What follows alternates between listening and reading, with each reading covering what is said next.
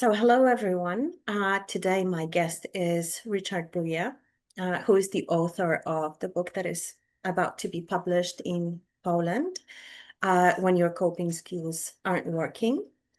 So, Richard is a psychotherapist, schema therapy psychotherapist, but also with a bit of other affairs like psychoanalysis. And what else, Richard? What's your interest? Um, it's a recipe that changes. I'm like one of those home cooks who add spice by their intuition. But yeah, I would hope for everyone that they have the same kind of their own recipe for the therapy they do. But it's a little bit of attachment based theory, our relationship with our caregivers and growing up and that inner child context, a little bit of CBT, um, some emotion focused therapy, some mindfulness. And, I put all of those together based on my experience with my clients. It's really been a patchwork that with guided by the goal of what works best for my clients. So I guess you could say also, depending on each of my clients, I mix up those ingredients a little differently. But schema therapy is definitely one of the sort of main um, uh, factors in the experience. I think it's a really good model. Yeah, so in the title of your book, you talk about coping styles as a kind of main focus. So something that used to help us and now is holding us back. So why this idea, or what's behind this idea? It's um it's a really profound insight in the schema therapy model, which I really deeply appreciate. And that is basically as we're growing up in whatever household, whatever kind of social environment that we are born into, we have emotional needs, and some are met, some are not met. And all of that depends on the kind of parents we have, the kind of family we have, the kind of society we have. And we learn how to cope with a world that doesn't meet all of our needs, right? As a child, we basically learn, okay, these are the rules. Some of my needs are met, some are not met. And I have to learn how to live in a world where these particular needs of mine aren't going to be met. And so you kind of grow, your psyche grows around those obstacles. And the insight that I love about this is when you become an adult, you have your own agency. You have your own ability to have boundaries with people. In other words, the rules change when you become an adult and you have the power to run your own life, right? Depending on the level of sexism and racism in society, whether the society is fascist, all of those things, which we'll get into maybe a little bit when we talk about coping skills and how they differ in different countries. But part of the therapy here is helping someone realize the rules have changed and you can start to write your own rules based on what you need, right? And so the coping skills that you developed growing up, um, you don't have to hold on to them because they are reinforcing this world that deprives you of what you need, right? As Yeah. long as you're accustomed to living without, and when you become an adult, you start to reinforce that world. And the therapy here is basically actually, you don't have to do that anymore. And if you learn how to not do that anymore and let go of some of those ways of coping and develop new ones, you'll be a lot better off. You'll be a lot more in tune with what you need and what the world is for you. Right. So are you hoping that a person who is struggling or thinking, okay, something is not working, or I'm frustrating, or the world is weird, would look for your book, would purchase your book thinking, okay, maybe there is an answer there. What's not working? That is the hope. it's a provocative title in English, and New Harbinger, the publisher I work with, I originally wanted a very kind of dry, I didn't understand the publishing game so much, and I'm glad I learned a lot of good lessons from them. But they wanted a provocative title. And so the title is Your Coping Skills Aren't Working. It gets very much to the point of the idea that I keep trying, but it's not, the way I'm trying isn't working. What do I do now? Right. And I think very often that's probably the time when people think about, as we say in the States, I don't know if it's, maybe you should talk to someone, right? This vague implication of you should talk to a therapist to help you figure out what's going on, right? It's the idea that I've run out of options and I don't know what to do. So if someone has reached that point, maybe this book will speak to them. Yeah. So why not a title when your needs are not met? I like that question. I think part of what I love about schema therapy and other styles of therapy like internal family systems, the idea of talking to parts of the self, right? The idea of having a dialogue with different parts of the self. And very often people know about that when you point out how hard someone can be on themselves. I'm such an idiot, right? That's a very simple example of how we talk to ourselves. The title, Your Coping Skills Aren't Working, is addressed to a particular part of the self. Yeah. Right? Your coping skills aren't working is speaking to that possibly critic part, that part who is trying to manage everything, the more dysfunctional part who has been in charge, right? If Yeah. I said your needs aren't being met, the critic is going to be filtering that and saying, so what? Nobody's needs are met all the way, right? Okay. So it's a little bit like Yeah. therapy. You got to talk to the person who's right in front of you first, right? Okay. So one of the things I love about schema therapy, Yeah. you really work with the parts who think they're in charge, right? Mhm. Meanwhile, underneath is that inner child or the vulnerable child, as schema therapy says, who has the needs, and they're kind of standing there like, this isn't really working for me, but I don't have a voice yet, right? Yeah. Okay. Yeah. So I guess the question is where the inspiration came from to write the book. Hmm. What was behind it? Yeah, I I think I was hoping with all of the moving parts in schema therapy. Schema therapy is fairly complicated. Um, and there's 18 schemas, and then there's all these different modes, and there's all sorts of scientific research backing these things up, etc. But it's a lot to take in. And doing therapy, I started to pay attention. Well, how do I focus on schemas here, but modes here? The idea is it's a fairly complicated working model, and so I wanted to write a book that would help people in a very simple, general audience friendly way understand the model because it's so helpful.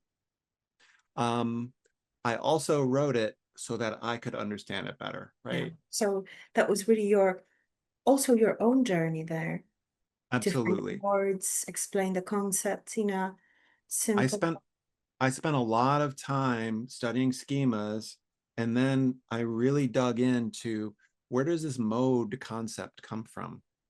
This self part called a mode. What is the theory of it? When do modes develop? And how does the therapy work with modes? Um, and it there wasn't a lot of information that got me the clarity I was looking for about how schemas and modes work together, how they're related. I talked to a lot of folks in the community and to get their thoughts. And I felt like I really needed to dig into this and make sense of it for myself, also in a way that I could simply explain to my clients.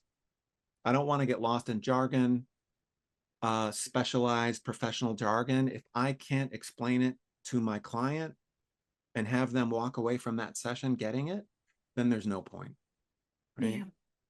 So would you say a teenager could also be the reader?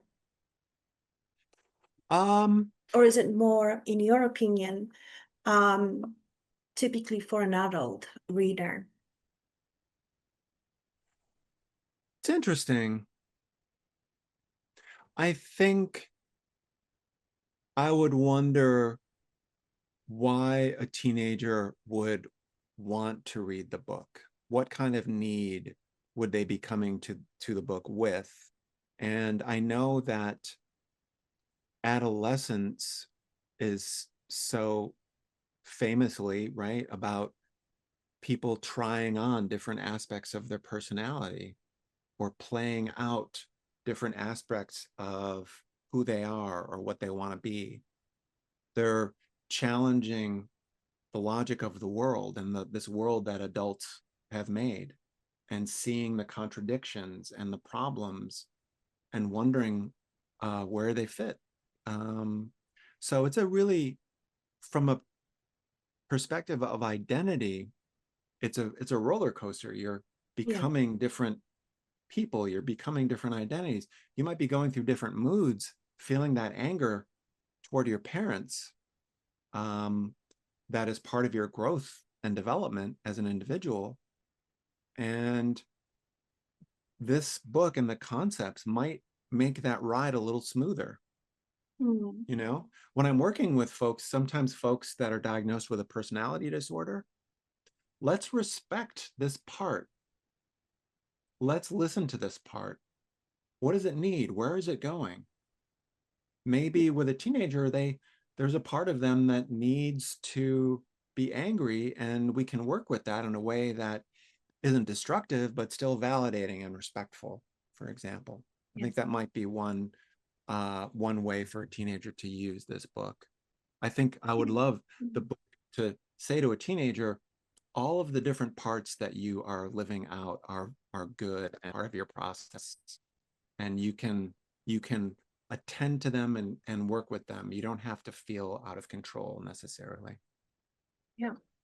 Well, that was my sense as I was reading the book that, I mean, beside some roles that, of course, the teenagers don't yet have, some Mm-hmm. responsibilities, but Mm-hmm. the language or the concepts are very much there because I feel the teenager are as well exercising the coping modes and trying this, trying that, trying Mm-hmm. to navigate their life. Mm-hmm. And still, the modes are at that point still quite flexible, I would say, Mm-hmm. still some power of growth there.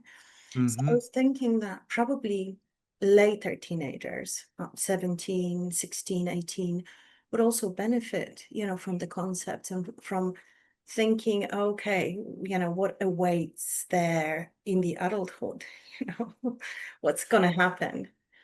Yeah. And how do I make my own rules in a way to fit in, right? Yeah, yeah, Because I'm going to be in charge soon of my own life. yeah, I think also, I really tried to find simplicity in the concepts, yeah. um, and simplicity in the exercises in the book. And I think those things would also they might be Yeah. fun for a Yeah. teenager to try out. Yeah, so when you think about different exercises or different elements, Mm-hmm. concepts, which one do you think for you, from your perspective, are the most transformative or important? Mm-hmm. Um, I would say two. Um, one of them is I learned from Wendy Bahari in my training with her is the idea of starting with some photographs of yourself as a child and looking at the photos and thinking about who this child was. What was life like for them? What were the needs they had? You know, were there emotional needs that they tried to learn to live without being met? So that is a really great place to start to develop some empathy for yourself, kind of as an observer of yourself, right?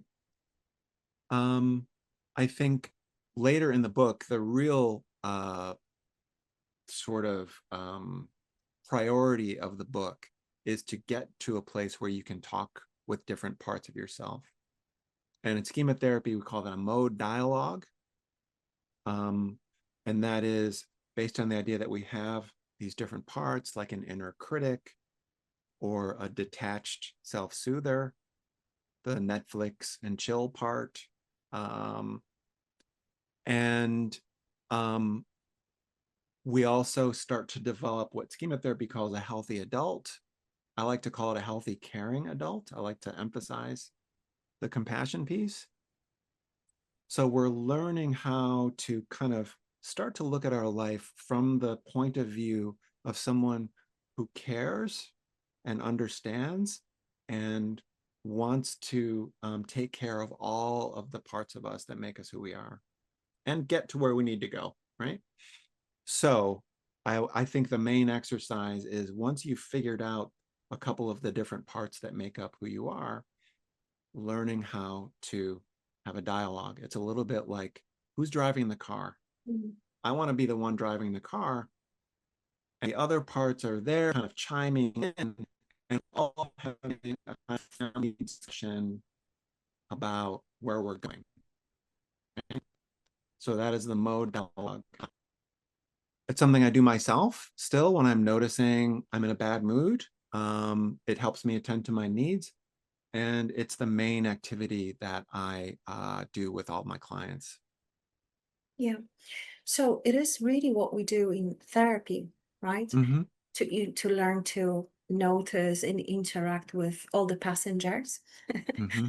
and basically have the healthy, the adult part be in charge. Mm-hmm. So would you say this book is for clients in therapy or also for those who would like to try the self-therapy first, to go through this alone?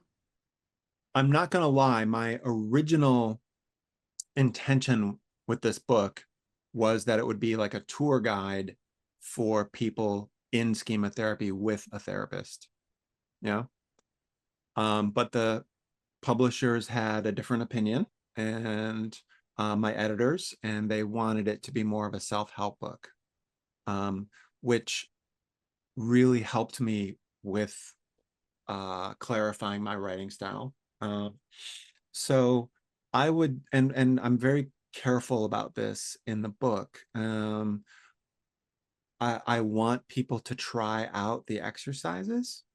If they find that it's bringing up emotions that are kind of overwhelming, that would be the time to talk to a therapist. But some of the research I did for the book talks about the self-help book. I know it can get a bad reputation. You know, there's charlatans out there and, you know, various levels of quality for self-help books. But the number one pathway for people to start a process of exploring their mental health is through the self-help book. So in that spirit, that's how I was looking at this book. So I would Yeah. say, don't be afraid to jump in, give it a try, find things that you like and go with those. And that's where the journey begins for you, right? Yeah, I can imagine it also took a lot of thinking about safety of using the book if a person is about to do it themselves. How That's that right. change your thinking about what you're saying or how you're saying things. Um, it's it's not something it's something that you have to respect as you're writing the book. And you also have to trust that people are adults and they know when they're being overwhelmed by something or when something feels like too much. And so I have to trust that when I invite the reader to be aware of that, and I do it at several points in the book, that they'll follow that suggestion, right? And like any books on trauma, right? That is the most that we can do. And I think it's valuable that just like in therapy with a client, there has to be trust. I trust you as an individual and as an adult that you're going to take care of yourself when you need to, right? Yeah. Yeah. So would you say that you would encourage the reader to go from the beginning to the end, or rather jump in between exercises? What's your recommendation? I would love this to be a book where you could jump around. I don't think it is, though. I think that it is very much step by step. You need to, unless you're familiar with schema therapy. If you're familiar with schema therapy, then you can jump around. But you need to start by learning about yourself, about your emotional needs, seeing what schemas you have, and then starting to see how those schemas become modes and recognizing the modes. The exercises are very, very simple. The descriptions of the schemas are pretty simple. And so it doesn't have to feel like a huge burden to start at the beginning and get to the good stuff. Toward the end, I really create an idea of what is it like to overcome your coping skills that are problematic. How do you live life when you are feeling good? You have to kind of accept that you're a bit of a different person. If I stop thinking I can't do something and allow myself to think maybe I can, well, then who am I? Am I someone who wants to do this thing? Right? Now the really exciting questions are starting to come up. And so using journaling and check-ins with the different parts and trying to open up that sense of possibility. The final sections of the book that involve meditation and journaling are part of that process. I would love for everyone to be able to use that part of the book too. So you would invite the reader to start this process more with curiosity and exploration, rather than, oh, I have to go through it step by step, in a kind of demanding way of yourself. I like that. I like that approach. I hope that when you start reading the book, you're going to feel like I'm there with you, and we're learning about you in new ways that are moving and exciting and maybe difficult, but also real. And that experience is going to feel right, and it's going to motivate you to keep going. Yeah. That's my hope. Yeah. So I'm sure you got plenty of opinions or feedback. What was the most surprising for you or moving from the readers or colleagues? I think it's that I was so gratified that my tone is the thing people really appreciated. A tone of compassion, but also very personable. I'm trying not to speak with the voice of the psychoanalyst or the distant therapist, the authority, right? I always tell my clients, you're the authority on you. I'm here to go on the ride with you. That's a very CBT thinking. Right. Yeah, that's right. That's right. And I'm so happy that that came across in the writing Yeah. to folks. Yeah, I think It's this was really my, valuable to me. yeah, that was my impression. Not only, probably I was watching it from three perspectives. One, if I Mm, was a client trying to think about things you are inviting to, then as a fellow therapist, okay, what this guy is saying to my patients, my potential patients, yeah.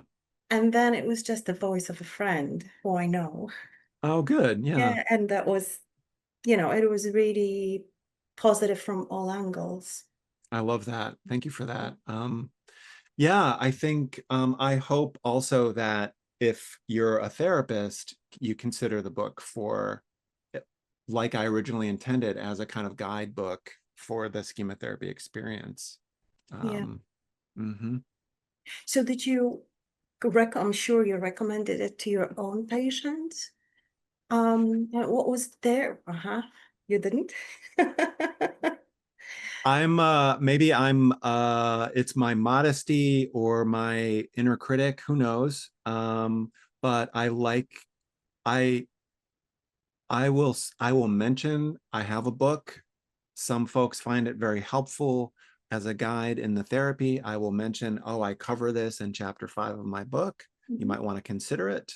Um, and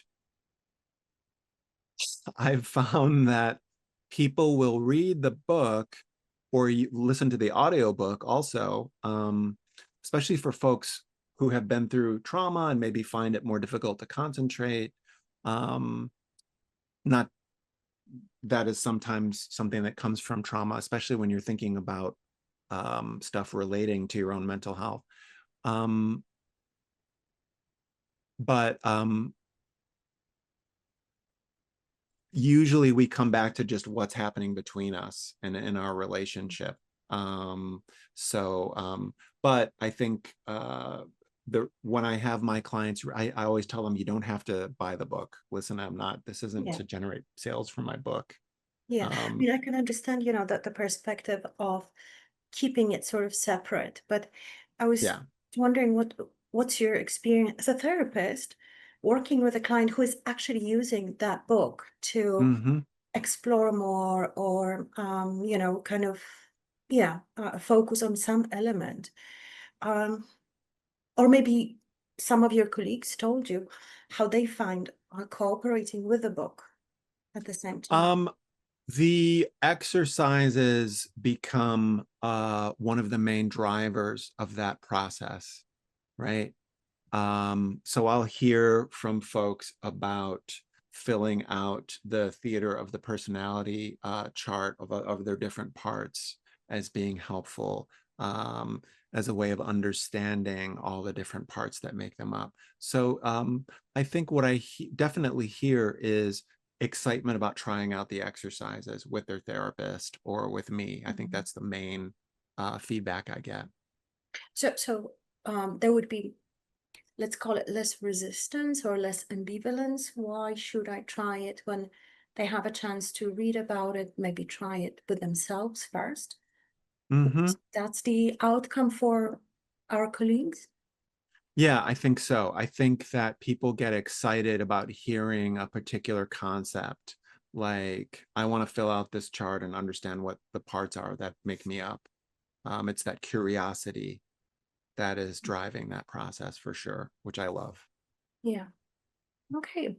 So what are your hopes or expectations about the release in Poland?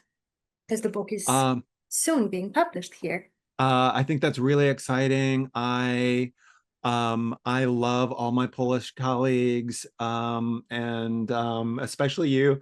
And I think it's a really exciting time to see what Polish readers and do with this, and Polish therapists do with the book. I think I would also love to see what their particular experience is with some of the concepts. Yeah. Um, I recognize that I have the limitation of my culture where I'm from, and Is this the feedback you got from somebody? so far that, oh, it's so American in style? No one has given me that feedback to my face. Okay, behind your back. Maybe. Um, but I think I definitely like hear that the notion of coping skills, right, is different. Like the Romanian readers, you're growing up, a lot of folks who grew up in an autocratic society, um, the notion of agency is a little different from them. They grew up surviving in a context that was very different. And so they may have a different experience of what their coping skills were and what the challenges are for them now. That's, I think we're all seeing how that plays out in the socio-political realm now. What kind of world do you grow up in, right? Mm, What kind of society do you grow up in? So I'll be very curious to hear what yeah, the Polish experience of that question is. I And think that's it, beyond therapy. It's a question about culture and yeah, society. yeah, I think this one is very interesting to see what are the typical preferred ways of Exactly. interacting with reality, because Yeah. I guess my response about Polish would be the resilience and finding a way. We are really known for, as we call it, operational intelligence, Uh-huh. which is being flexible in finding ways to get things done or basically Uh-huh. achieve stuff, which is just don't give up, even if it means you have to find a way. Let's be creative about finding a way, which is very interesting in a way to see what's the feedback from different countries, different cultures, Yeah. which are the typical coping modes people find, because I think they would be kind of more typical for cultures, Mm-hmm. collectivistic or more individual. So that's a really interesting question or I reflection. love that perspective, and I love the idea of finding a way and being and persevering. And I think it also, when you are working through this process with a therapist or with the book, one of the things I really value is we're not here to devalue or throw away parts of yourself. You know, maybe if as a coping skill, it's finding obstacles, but being, stubborn and finding a way and making it work no matter what. That's a great skill. And maybe in the therapy, you realize some of the obstacles don't have to be there anymore, Mhm. and you can find a more direct way. But there's still going to be times when you need Yeah, that sort of perseverance. yeah. So all of the parts of ourselves have some value to them, and we respect that, but we're just changing up and making ourselves more self-aware of how to make that work, right? Mm. I think this is what stayed with me about your book, is that Mm, appreciation or respect to history, what made us the way we are, mm-hmm, but not made us victim of our history, but more being aware, even maybe grateful to some extent, mm-hmm, the things that shaped us. And well, we don't need to be victims anymore, right? We have mm-hmm, choices. But I think that sense that there are reasons, or there were reasons, legitimate reasons, that we did what we did or we experienced the way we experienced, mm-hmm, without this self-criticism or feeling bad about things, just mm-hmm, trying to understand it. And I think mm-hmm. it's kind of liberating idea as well. Absolutely. Absolutely. I love that idea. And it's very compassionate, right? There's a lot of compassion in that. Um, I think in addition to what you just expressed, this compassion and respect for our history, I would say, um, I want, if there were one thing I want my readers to take away from the reading experience, I would say it's respect that you're made up of different parts. Yeah. You're not just one single voice, you're many, and that doesn't mean you're crazy. It means that you have a rich experience, and that is how all humans relate to the world. So listen to yourself, listen to the different parts of you, and you'll start to hear them. Well, I think it's a perfect moment to thank you for the interview. Oh, good. Okay. And thank you for your time. So I hope we will hear the feedback from the readers and I'll be able to report back to you. And And if readers, you can always find me online and message. I always welcome to hear from my readers. So I would love to hear that. And to thank you your to the face, publisher and to you for your time. yeah. So to your face, not behind your back, right? All right, exactly. That would be better. Yes. Okay, so thank you, Richard. And well, let's hope it will be you know, received well. And that's that. Thank you. Thank you again.